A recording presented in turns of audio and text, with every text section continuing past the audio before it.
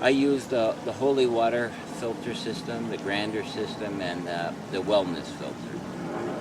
They didn't really do too much for the water, but I put in what I call these little pressure chambers. And I believe that was the key to putting the crystal into the water, so to speak. It's sort of hard to dissolve a rock that's really, really hard, but at the same time, water is the chemistry of life, meaning that everything in the periodic table only likes each, like nitrogen will only go with nitrogen, carbon with carbon, and so on and so forth. The only reason why you can get two different elements together is if there's water present. So I believe that I could figure out a way to dissolve these crystals into the water, and when you drink the water, then you could absorb it. How I knew that was I had given 3 crystals. I only had a handful, but I gave 3 crystals away. 1 to each of my parents and 1 to a doctor. And her name is Mary, and she put the rock in a glass of water, and it stayed there for 6 months. But after that 6 months of the crystals sitting in the water, that water tested to be the best water that she ever had, you know. And I thought to myself, okay, now I know somehow the longer that the water stays in the crystal, the better that water is, or the more the crystal could get dissolved, the better the water would be.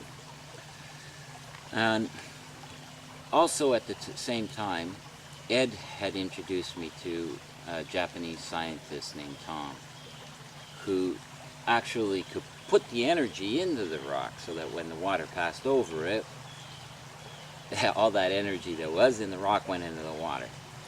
So I had a booth at the CNE in April 2005, and everybody who took the water said that it was good. And the doctors who have this bioresonance equipment to see if it was be good for people, all of it turned out to be fantastic. So I knew that, again, I was on the right path, and God was putting me into the people that I needed to put into. Also at the same time, I was going out with a woman, and it wasn't working out for me, and I for sure think it wasn't working out for her. So surprisingly, she had the same birthday as Jerry's wife, and Jerry's wife, I think she died in the hospital, so I felt that, you know, I had to move on, and I'm sure that she felt the same way. And the one woman that I was supposed to go out with way back when, I called up again, and I got married to her, and I think that she is my guiding light from God. So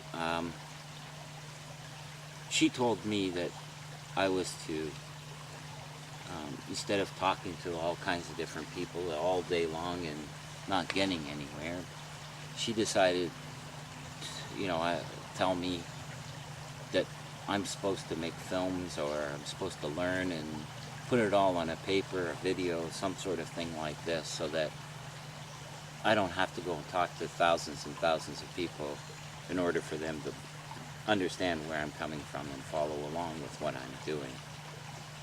And I think that she was right.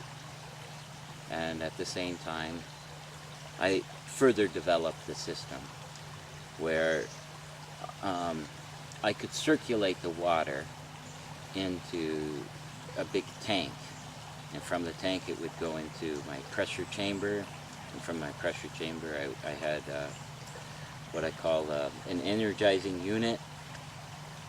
It's sort of like what Tom was doing, and then back into the tank.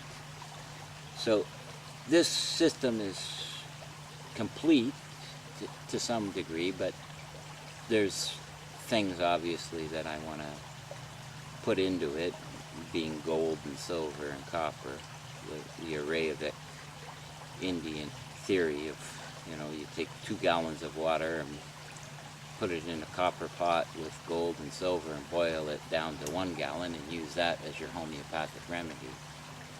So I still have to incorporate this technology into the system that I have, which is sort of like nanotechnology.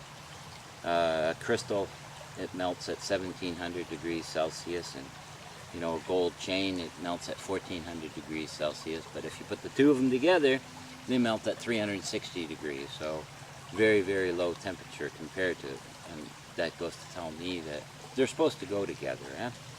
One of the things that I can say about myself is that after I drank this water for 2 to 3 years, I was a much better person, both physically, mentally, spiritually, all of that. I think that the cerebral cortex is the bridge between your body and the spirits that are guiding everybody and the essence of life here. I believe that, you know, the ring that's around Mary is actually, you know, depicting, you know, our cerebral cortex.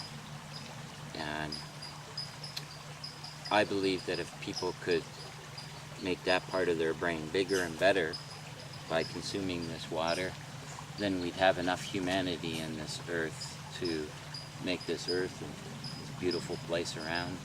Beautiful. The elections are coming upon us, and you know how 100 and something years ago, if any work was to be done, it was done manually. If you needed a trench dug, everybody would go out with the shovels and start digging. Nowadays, if you need a trench dug, you hop on the backhoe and you dig it. This industrialization has led mankind to a point where the rich get really rich and poor get really poor. So far so that 80% of the population of the world lives off $1 a day.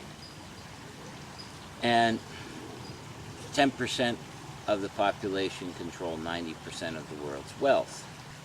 I guess like if you were one of the top 10%, you're going to say to yourself, yeah, that's a good way to be, you know?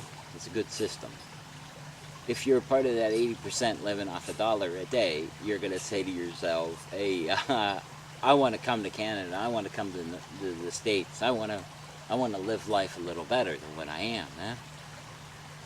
So currently that's what's going on in the world, and let me tell you that the next wave of technology, nanotechnology, is going to make industrialization like nothing.